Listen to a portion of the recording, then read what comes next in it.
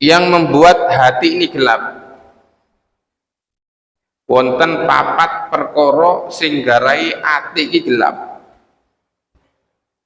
Yang pertama, badnun syab'anu min ghairi mubalah. Perut yang kenyang tanpa memikirkan samping-sampingnya. Ini membuat hati ini gelap. Perut yang kenyang tanpa memikirkan sampingnya. Iki biasa nih lah pas mayoran iki. Ya, sebagai pas titik. Waduh, kok wonge akeh sing teko iki. Badnun syab'anun min ghairi mubalah. Perut yang kenyang tanpa memperhatikan samping-sampingnya. Kata Rasul, katanya Allah Subhanahu wa taala, "Kulu washrabu wa la tusrifu." Makano, minum wa la tusrifu, tapi jangan banyak-banyak. Kulu washrabu wa la tusrifu. Makan minum enggak apa, tapi wa la tusrifu, jangan banyak-banyak. Berapa sih makanan itu? Lukaimat itu berapa? Puluhan itu berapa? Puluhan itu 3 sampai 9. Kalau makan 1, 2, 3 cukup, mari. Ya apa? Kuat lah sampean?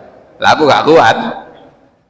Kurang tambah 4, 5, 6, 7, 8, 9 terakhir.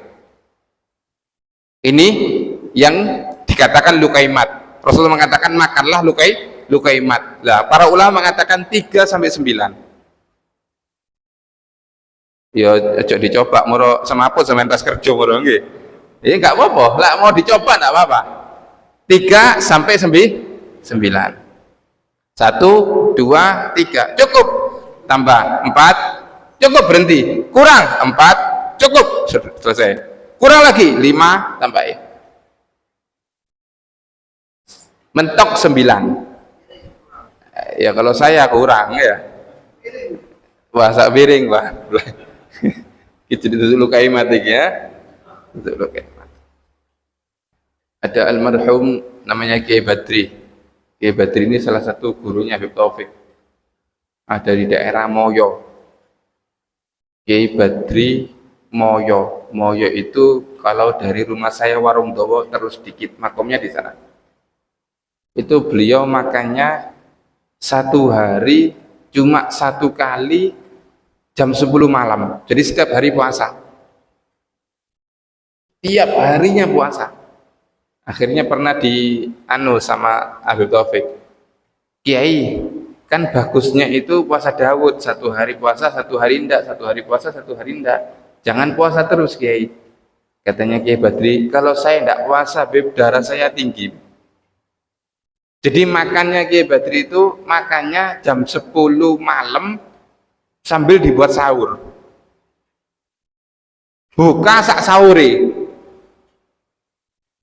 Buka sak sahuri. Jam 10 bengi, buka sak sahuri.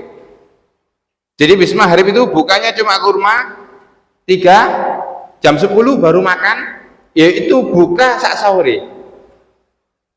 Nggak ngerasa no bakso, nggak ngerasa tahu tek sampean. Buka sak sahuri, ya apa ini? Nah, pantas beliau jadi orang besar ya. Makanya min jumlatil hadaya, daripada hadiah, ada raja namanya Raja Mukauskis. Hadiah, memberi hadiah kepada Rasulullah 1 dokter. Ya Rasulullah, kata raja ini, saya ingin beri hadiah kepada kamu dokter. Untuk kalau ada orang Madinah yang sakit, supaya nanti periksanya ke dokter ini. Akhirnya dokter itu tinggal di Madinah. 1 tahun pertama tidak ada yang sakit. Ya mungkin sakit flu, pilek, mulut tok mean. Tidak ada yang sakit. 1 tahun kedua juga tidak ada yang sakit parah. Akhirnya dari dokter, aku lah dik, ini tok nganggur iki, kono kerjaan iki. Akhirnya datang kepada Rasulullah, ya Rasulullah, saya tinggal di sini nih 2 tahun, tapi saya lihat tidak ada yang sakit orang-orang ini. Kok tidak ada yang sakit? Kenapa ini? Maka kata Rasulullah SAW, kami adalah satu kaum tidak makan kecuali lapar. Kalau sudah makan berhenti sebelum kan kenyang. Makanya sehat. Kami satu kaum tidak makan kecuali lapar. Kalau sudah makan sebelum kenyang kita berhenti. Makanya sehat. Sahabat-sahabat sehat. Kalau saya kan tidak kolesterol ono, kencing manis ono, kanker opo sing ono, asam aurat duduk asam urat maning, asam aurat ono. Penyakit apa tidak ada? Karena apa? Karena banyaknya maka makanya disunahkan untuk puasa Senin Kemis untuk membersihkan perut ini supaya tidak terlalu banyak makan ya.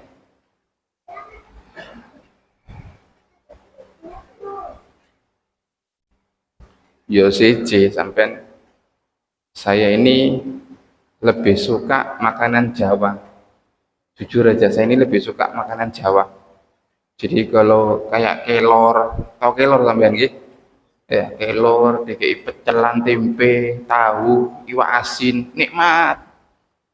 Jadi kadang-kadang kalau ada orang ngundang saya, ngei gule, bisa cok gule wis. Saya belikan kambing, jangan belikan kambing, kayak no kelor ya aku. Oh cok bib, nggak acara kok kelor bib. Oh enggak, kayak no kelor ya. Saya lebih suka kelor, tempe rebusan, tahu rebusan, kasih pecekan, kasih iwak asin nikmat. Kadang-kadang yang bobing dulu pak, perai, akhirnya ngosongkan perut perai. Kita jauh sama orang-orang dulu tuh makannya sedikit. Orang-orang dulu tuh makannya sedikit. Syekh Abdul Qadir Al-Jilani diriwayatkan beliau itu kalau jarang masuk kamar mandi itu hampir 1 bulan berapa kali dok, karena makannya kurma 3 kali cukup, kurma 3 kali cukup. Bahkan ada riwayat di dalam kitab 40 tahun sholat subuh menggunakan wudhu isya. Kok iso beb sholat subuh menggunakan wudhu isya 40 tahun, makanya sedikit, kurma 3 cukup. Lah sing gelek mlebu jeding iki biasane mangane akeh. Isu pecel ketika panas weteng. Jam 10 awan, jam 10 awan gorengan karo kopi. Awan rawon sih. Bengi golek soto. Jam 10 bengi tek ana bakso diceluk bakso. Pak. Saya mangan bakso sih. Kate gak ngurus bengi. Nah, beda ya, bedanya kita dengan orang-orang dulu beda.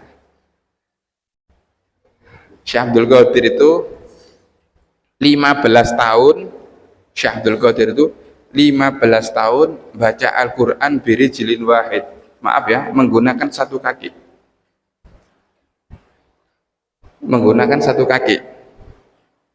kemudian tangannya nyender, ada tangannya megang ada di kayu. 15 tahun. 15 tahun. Loh, kenapa kok model-model kok macam-macam guys, sikili siji gini. Supaya gak ngantuk. Supaya tidak berapa? 15 tahun. Lah sampean kali kula nyekel tasbih ini. Wis disiapno bantale wisan. Subhanallah. Wis tutuk akhirat wisan. Kae ping 5 tutuk akhirat wisan. Allah. Jauh ya, jauh ya Allah.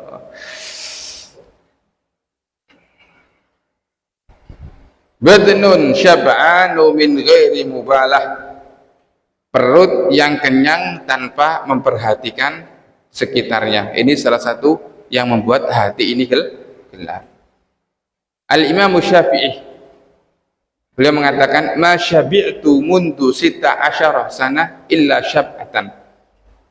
Saya tidak pernah kenyang selama 16 tahun. Imam Syafi'i itu tidak pernah kenyang selama 16 tahun kecuali 1 kali dok. 16 tahun tidak pernah kenyang kecuali 1 kali dok. Ketika apa? Ketika duduk dengan gurunya dan disuguhi makanan sama gurunya. 16 tahun Imam Syafi'i tidak pernah kenyang selama 16 tahun kecuali cuma 1 kali. Makanya ketika belajar sama Imam Malik, tanda-tanda supaya kita cerdas ini, kita tidak boleh banyak kenyang. Lah wis warek ngantuk, Pak. Itu otomatis. Kalau tidak percaya pas puasa. Sampean pas puasa habis sholat subuh wiritan jam 6 tidur sampai beduk. Coba aja jam 6 tidur sampai beduk. Jam setengah 2 bangun sholat zuhur. Kemudian tidak tidur lagi. Habis buka sampean sing warek mangan buka sing warek. Mari buka nyendero ning kasur. Gak terawih sampean. Yakin kalau gak terawih? Gini betul. Karena apa? Karena kenyang. Padahal tidurnya tuh. Makanya Imam Syafi'i itu 16 tahun tidak pernah kenyang kecuali satu kali. Makanya beliau cerdas. Ketika belajar sama Imam Malik, Imam Syafi'i itu ketika belajar sama Imam Malik ini gurunya. Imam Syafi'i itu nulisnya sama ludah, kertasnya sama tangan. Dilihat sama Imam Malik, siapa anak kecil ini nulisnya pakai ludah, kertasnya pakai tangan. Dibiarkan, satu hari dibiarkan, datang lagi 2 hari dibiarkan, nulisnya pakai tangan. Kalau Imam Malik mengucapkan pakai ludah ini, tulis 2, 3, 4 sampai ketika berbulan-bulan akhirnya dipanggil. Anak kecil, siapa kamu? Ana Muhammad bin Idris Asy-Syafi'i Al-Mutallibi. Saya adalah Muhammad bin Idris Asy-Syafi'i. Saya adalah Muhammad bin Idris Al-Mutallibi. Jadi nasabnya Imam Syafi'i itu nyambung kepada Bani Hashim dan Bani Muthalib. Yang Muthalib ini Bani Hashim dan Bani Muthalib ini. Ana Muhammad bin Idris Asy-Syafi'i Al-Mutallibi. Akhirnya ditanya sama Imam Malik, terus tak lihat kamu kok selama berhari-hari berbulan-bulan kok nulisnya pakai ludah, terus kertasnya kok pakai tangan? Apa kamu tidak bisa beli tinta apa tak? Kata Imam Syafi'i, ini fakir, saya ini tidak punya. Mau beli tinta pun saya tidak punya. Mau beli kertas saya tidak punya. Ini fakir, saya melarat.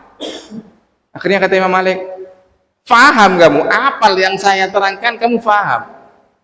Kata Imam Syafi'i, iya saya apal. Yang selama kamu terangkan kitab Muwatta itu, Muwattanya Imam Malik itu, saya apal semua. Waduh, jadi Imam Malik teman apa nggih? Akhirnya dipanggil satu santrinya. Ayo, dulu bukan kitab, sofhah, kertas-kertas gitu. Jadi kalau Imam Malik nulis, santrinya nulis. Kalau Imam Malik ngisi, saya tulis semua. Jadi kayak kertas gitu, dibuka. Ayo tes, ini Muhammad bin Idris ini. Katanya dia apal, dengan ludah sama tangannya dapat dia apal. Akhirnya dites, disebutkan satu. Bingung Imam Malik ini. Satu. Akhirnya ditanya, Muhammad bin Idris, kok bisa apal kamu? Dengan kitab saya, hanya dengan ludah, dengan tangan kamu kok bisa apal? Kata Imam Malik, kata Imam Syafi'i, saya hidup ini selalu dengan rasa kelaparan. Makanya saya hiddatul akal. Kalau orang yang lapar itu biasanya cerdas. Ya tapi ojo luwi-luwi nemen semaput sampean nggih. Gak cerdas akhirnya tambah geblak kok sekolah. Kok ojo wis nak jarine Habib Umar, kok wae sekolah jare Habib Umar gak usah sarapan. Engko sampean sekolah gak usah sarapan wis. Lah warek kok ngantuk. Nah, akhirnya anaknya sampean di SD semaput kok gara-gara aku ya. Enggak apa-apa, makan enggak apa-apa, tapi jangan terlalu kenyang. Kalau sudah biasa makan banyak, susah untuk makan sedikit. Kalau sudah mulai kecil makannya sedikit, biasanya sakit kalau ketika makan banyak. Contohnya siapa? Habib Zain bin Semit. Ada di Mekah, ada di Madinah sekarang. Habib Zain bin Semit itu lambungnya kecil. Jadi beliau orang Bogor, kemudian lama tinggal ada di Madinah, makanya sedikit makanya. Jadi ketika datang ke Indonesia, akhirnya orang Indonesia ikram mudhafnya Masya Allah, hormatnya tamu Masya Allah, pasti makan. Fikul makan, di setiap tempat makan, pasti makan. Akhirnya makan. Ke rumah sini makan, makan, makan, makan, makan. Beliau biasa makan sedikit. Kalau di rumahnya orang tidak makan, kan gak enak. Akhirnya makan, makan, makan, makan. Karena tidak biasa makan banyak, masuk rumah sakit. Akhirnya bingung dokter. Ketika masuk rumah sakit, ngomong sama satu yang penjaganya Habib, ini kok lambungnya seperti anak kecil ya? Dicek lambungnya kok seperti anak kecil ya? Akhirnya katanya Habib Zain, katanya dokter, apakah dia jarang makan? Katanya Habib Zain, saya makannya itu sedikit. Jadi ketika kena makan yang banyak kaget. Yalah Habib Umar sejimana ya? Lah mangan titik ojo, lah iso sing akeh ya rugi to. Allahumma sholli ala Muhammad.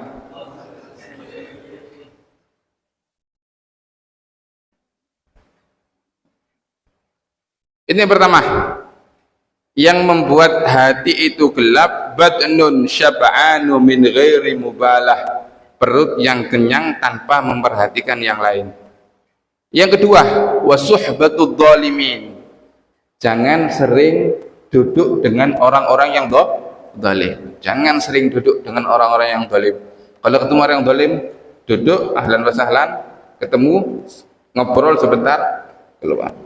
Karena teman itu akan berpengaruh, pasti otomatis. Sampean kumpul siapa akan otomatis, sampean kumpul siapa akan otomatis. Wasuhbatul zalimin. Yang kedua, yang pertama anud perut yang kenyang yang tidak memperhatikan yang lain. Yang kedua adalah yang sering berteman dengan orang-orang yang zalim. Yang ketiga, wanisyanud dzunub al-madiyah, juga yang membuat hati itu gelap, melupakan dosa-dosa yang lalu. Tapi tidak boleh diumbar dosanya kita, tidak boleh dilupakan, tapi tidak boleh diumbar. Saya dulu pernah maksiat gini, ya Allah ampuni dosa saya, Allah. Saya dulu pernah melakukan ini, ya Allah ampuni dosa saya, Allah. Tapi tidak boleh diumbar. Saya dulu kalau minum 5 krak tak minum semua, Beb. Allah nutup kok sampean buka. Allah yang nutup kok sampean buka. Ini dulu janda-janda ini, Beb, rondo-rondo gitu.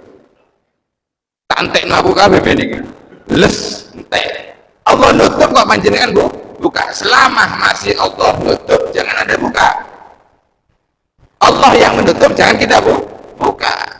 Tapi jangan sampai melupakan bahwa kita pernah maksiat, tobat kepada Allah, tapi jangan sampai melupakan bahwa kita ini pernah maksiat. Yang keempat, wadulul amal, yang membuat hati itu gelap, panjangnya angan-angan.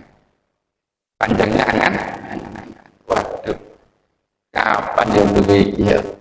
Ini panjang angan. Waduh, teman saya punya ini, saya punya teman saya punya ini, punya. Saya bagaimana ya? Saya bagaimana? Panjangnya angan-angan. Padahal kematian ada di depan kita. Coba kita pikir sekarang. Teman kulon itu umur 30, Pak.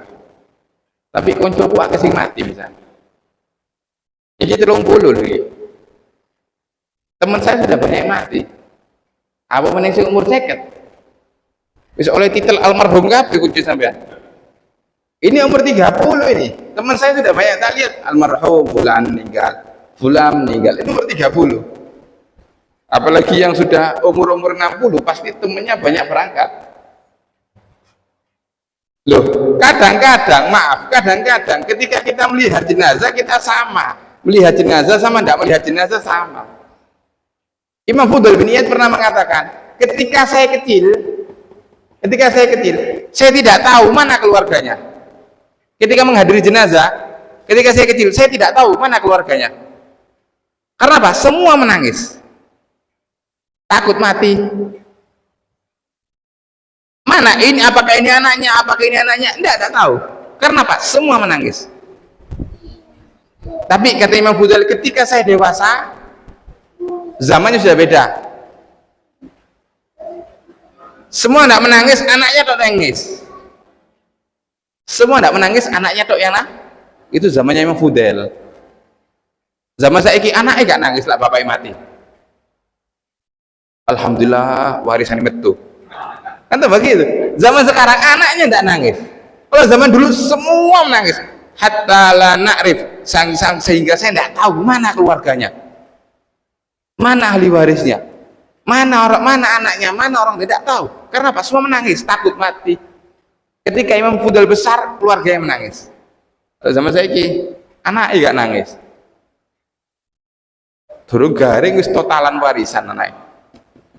Belum 40 hari orang tuanya sudah totalan warisan. Nah, insya Allah manfaat ya. Amin Allahumma amin. Ada 4 yang membuat hati itu gelap. Yang pertama, kenyang, perut yang kenyang tanpa memperhatikan yang lain. Yang kedua, suhbatud dolimin, sering duduk dengan orang-orang yang dolim. Yang ketiga adalah melupakan dosa-dosa yang lalu. Yang keempat adalah tulul amal, selalu berangan-angan kepada dunia sampai lupa kepada akhirat. Insyaallah manfaat ya. Amin Allahumma amin. Mudah-mudahan kita termasuk orang-orang yang digampangkan oleh Allah untuk masuk surganya Allah Subhanahu wa taala. Mudah-mudahan kita diampuni oleh Allah Subhanahu wa taala. Mudah-mudahan anak-anak kita menjadi anak-anak yang solihin, solihat, qurratan lil Habib Muhammad sallallahu alaihi wasallam. Mudah-mudahan nanti kita dikumpulkan bersama Rasulullah sallallahu alaihi wasallam. Amin Allahumma amin. Amin Allahumma amin. Amin Allahumma amin. Rabbana fa'alna barakatihim wahdinal husna bihurmatihim wa amitna fi tariqatihim wa amitna fi tariqatihim wa amitna fi tariqatihim wa mu'afatina fitani. Hada minni wassalamu alaikum warahmatullahi ta'ala wabarakatuh.